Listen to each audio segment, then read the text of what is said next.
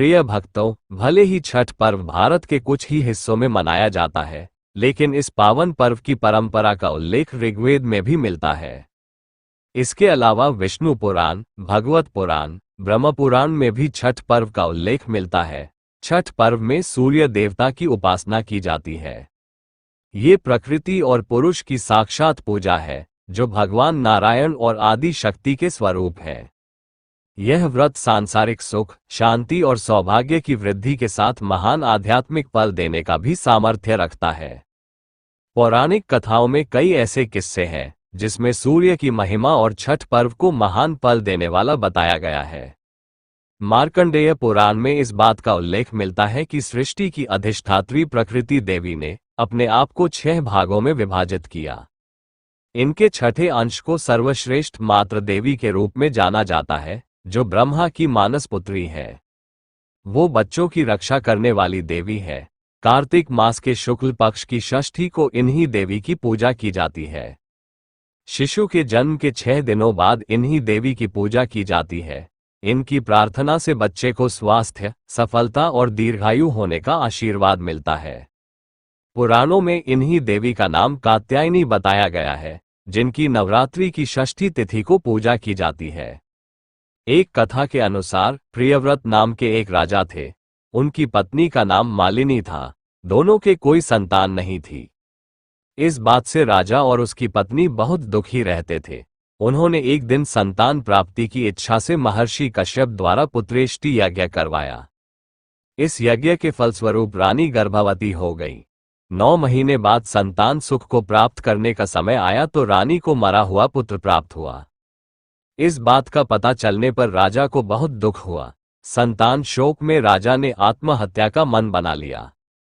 लेकिन जैसे ही राजा ने आत्महत्या करने की कोशिश की, उनके सामने एक सुंदर देवी प्रकट हुई। देवी ने राजा को कहा कि मैं षष्ठी देवी हूं। मैं लोगों को पुत्र का सौभाग्य प्रदान करती हूं। इसके अलावा जो सच्चे भाव से मेरी पूजा करता है, मैं उसके सभी प्रकार के मनोरथ को पूर्ण कर देती हूं। यदि तुम मेरी पूजा करोगे तो मैं तुम्हें पुत्र रत्न प्रदान करूंगी। देवी की बातों से प्रभावित होकर राजा ने उनकी आज्ञा का पालन किया। राजा और उनकी पत्नी ने कार्तिक शुक्ल की षष्ठी तिथि के दिन देवी षष्ठी की पूरे विधि विधान से पूजा की। इस पूजा के फलस्वरूप उन्हें एक सुंदर पुत्र की प्राप्ति हुई। तभी से छठ का पावन पर्व मनाया जाने लगा। इस पर्व को माता सीता ने भी किया। जब 14 वर्ष के वनवास के बाद सूर्यवंशी प्रभु श्री राम अयोध्या वापस लौटे, तो उन्होंने रावण के वध से पाप मुक्त होने के लिए राजसूय यज्ञ करने का फैसला लिया।